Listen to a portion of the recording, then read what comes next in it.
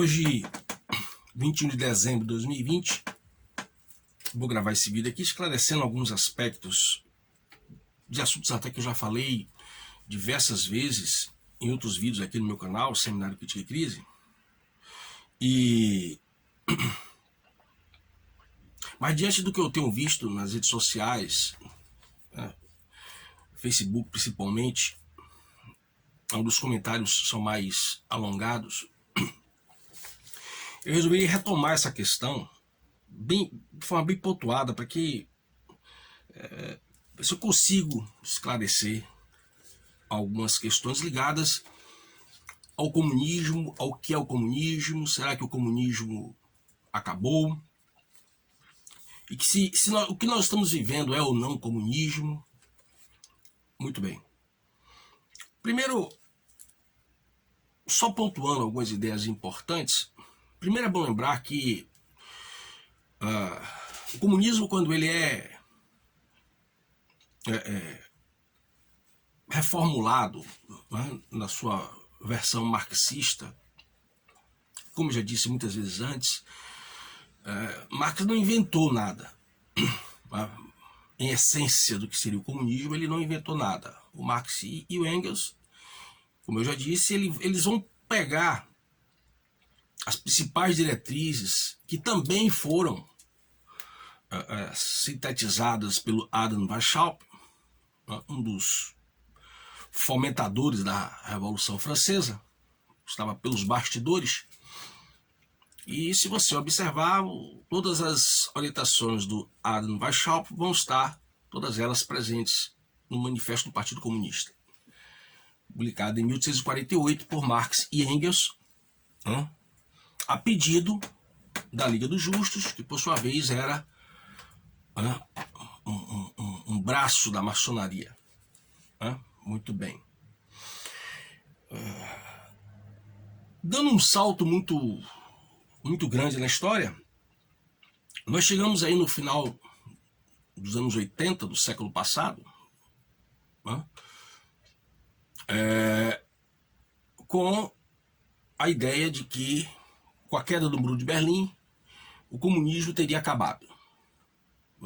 Muito bem.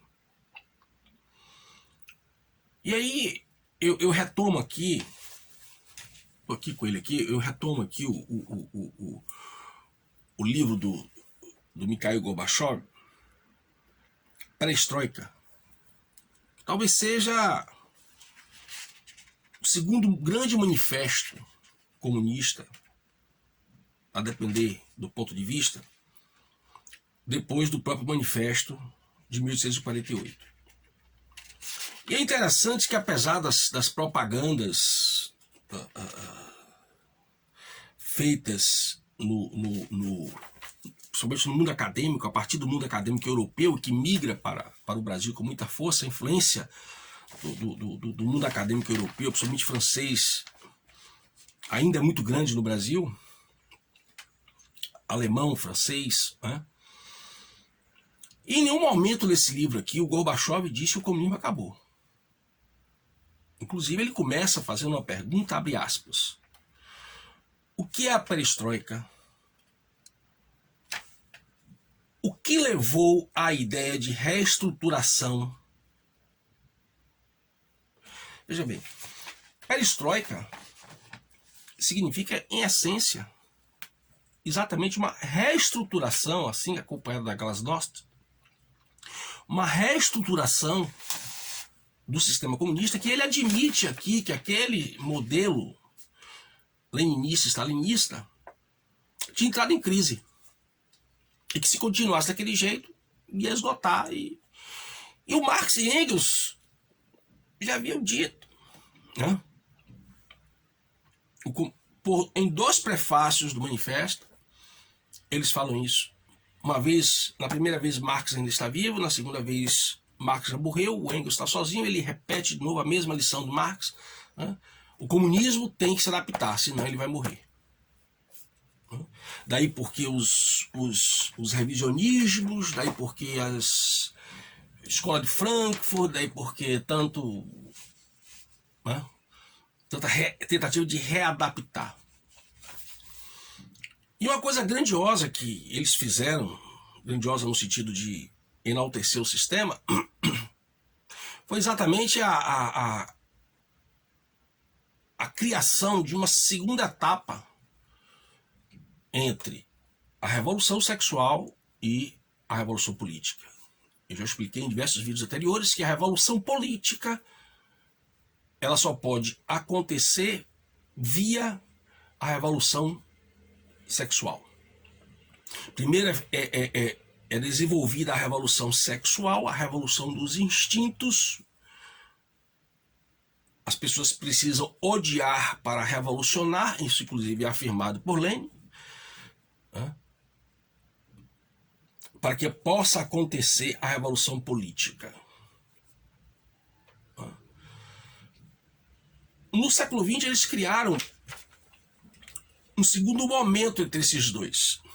Entre a revolução sexual e a revolução política, eles criaram a revolução cultural, que é o que tanto se fala hoje. E aí tem uma grande participação dos autores e dos herdeiros desses autores da escola de Frankfurt. Se não havia mais espaço para a dialética burguesia-proletariado, vamos criar minorias oprimidas que vão fazer o papel do antigo proletariado e destruir o que existe. Destruir essa sociedade que existe, ocidental, fundada na moral cristã, para que possa haver uma outra sociedade.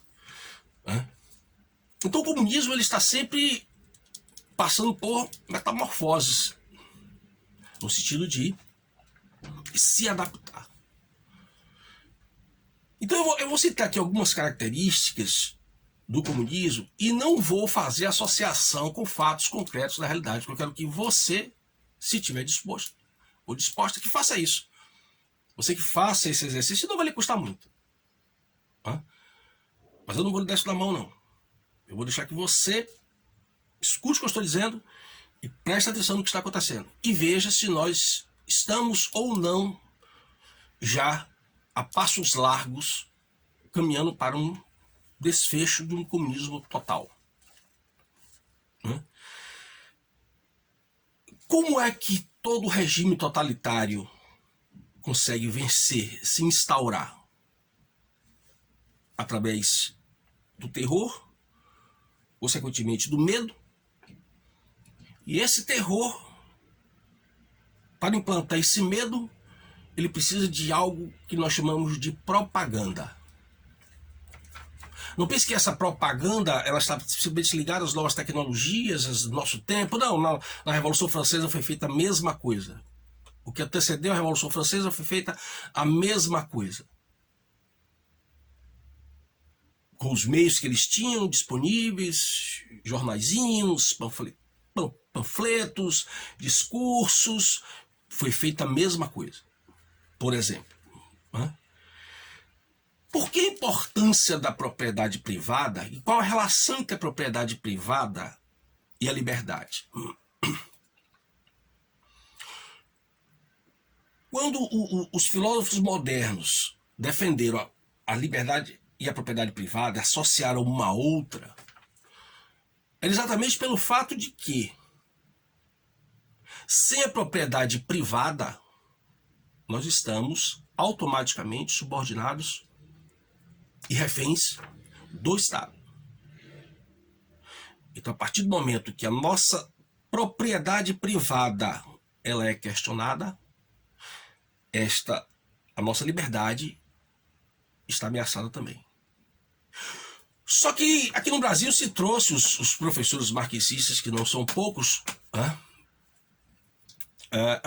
ou de má fé, ou com pouca cultura, trouxeram a ideia de propriedade privada como ligada à produção capitalista. Quando os naturalistas estavam falando da propriedade privada, a primeira propriedade privada, e esta sim nos relaciona imediatamente com a nossa liberdade, é o nosso corpo. Por isso que eu preciso ser livre para produzir, porque eu produzo pode ser tudo meu, porque eu produzo pode ser uma parte do meu patrão uma parte minha. E aí, consequentemente, o que eu posso adquirir com o meu salário, com a minha remuneração, é aquilo que me faz, que me dá algum tipo de liberdade frente ao Estado. Por exemplo, eu posso comprar os livros que eu quero. Se eu tenho o meu salário, se eu sou livre para trabalhar no que eu quero, ganhar o meu salário, eu sou livre para comprar a roupa que eu quero, eu sou livre para comprar o livro que eu quero e não somente o livro que o Estado quer que eu compre. Ler somente aquilo que o Estado quer que eu leia. Eu sou livre para ir aonde eu quiser. Eu posso ir a uma praia, a um shopping, eu posso ficar em casa. Enfim, eu posso ter o exercício da minha liberdade, porque eu sou detentor de alguma, pouco ou muita, alguma propriedade privada, e com ela eu posso fazer algo do que eu quero, em alguma dimensão, em algum sentido. Então começa aquela. É necessário que para que isso se instale, convencer as pessoas de que elas não sabem muito bem o que é o melhor para elas. Convencer as pessoas de que elas estão em perigo caso elas não abram mão da sua liberdade e entreguem toda a sua liberdade, inclusive o seu poder decisório sobre as suas vidas, ao Estado, é o que há de mais precioso para o comunismo. E é o que há de mais precioso para o comunismo. O Estado é meu guardião. O Estado sabe melhor o que é melhor para mim, e o partido que comanda esse Estado, ele sabe o que é melhor para mim do que eu mesmo. Então o Estado vai dizer o que eu devo comer, o quanto eu devo comer, para onde eu devo ir, o que é que eu devo ler, quais remédios eu devo tomar. Porque o Estado sabe o melhor, ele quer o melhor para mim. Ele quer salvar minha vida. Para isso eu abro mão da minha liberdade, para ele salvar minha vida. Isso tudo depois de uma política de terror e de medo, que faz fundamentalmente com que as pessoas percam a capacidade de raciocinar e entender a realidade. A engenharia social que se aplica hoje, ela não é uma mera especulação filosófica ou até mesmo pseudofilosófica. O que está se fazendo hoje há muito tempo, eu já falei em vários vídeos aqui nesse canal, o que se chama engenharia social, isso foi aplicação de conhecimento gerado em laboratório, em estudos sobre o cérebro, sobre a mente humana, como funciona esta relação entre cérebro e mente, como o nosso cérebro pode suportar durante muito tempo ou não contradições, como condicionar o nosso cérebro a ter medo e fazer com que nós venhamos mesmo a nos ajoelhar perante esse Estado e esse partido salvador que vai salvar a minha vida e me trazer o bem-estar que eles acham que é o bem-estar para mim. Então, ainda para tudo isso é necessário criar o quê? Uma confusão. É necessário confundir. Eu só posso perder o meu senso de realidade e, por consequência, o meu livre-arbítrio, uma vez que esse terror e este medo, através da propaganda, me levam a uma confusão mental. Isto me impede de perceber a realidade. Isso restringe muito a minha capacidade de discernimento. E assim, pelo medo, proporcionado pelo terror através da propaganda, eu vou pouco a pouco, voluntariamente, abrindo mão do que há de mais importante na nossa vida, aqui por este mundo, que é exatamente a nossa liberdade. Alguma liberdade, porque quando a gente fala de liberdade, não é o direito de fazer tudo o que quiser. Os modernos nunca pensaram isso. Essa ideia de liberdade, libertária, libertinosa, isso é coisa da pós-modernidade. Ninguém nunca pensou isso. Né? E culmina, a cereja do bolo é quando as pessoas garbosamente começam a defender a ideia de que os interesses coletivos estão acima dos individuais. Isto é para você ver, para você entender o que eu falei tantas vezes em sala de aula, tantas vezes em palestra, tantas vezes nesse canal. O perigo do coletivismo. Como isso estava encharcando o ordenamento jurídico brasileiro e os perigos disso. Há 10 anos eu chamo a atenção para o ativismo judicial no Brasil. Há 10 anos. Eu era chamado de maluco, de louco. Estava vendo coisa. Era eu que estava vendo coisa. Muito bem. É isso. Então, reflita bem sobre cada uma dessas ideias lançadas aqui nesse vídeo. E você não terá nenhum grande esforço em perceber em que situação nós estamos. A importância que tem de você decidir, todos nós, sobre as nossas vidas, a nossa segurança, o nosso bem-estar, principalmente nas questões mais básicas da nossa vida. As questões mais básicas da nossa vida. A liberdade moderna, como foi pensada, sempre foi uma liberdade limitada. E mesmo dentro desses limites, agora está sendo retirada a passos largos e em boa parte do mundo, principalmente ocidental. E não faltam apoiadores. É assim que os regimes totalitários se criam, se fortalecem. Não é um ditadorzinho apenas que faz o show. É o povo que se acha muito esclarecido, pessoal formado no Facebook University,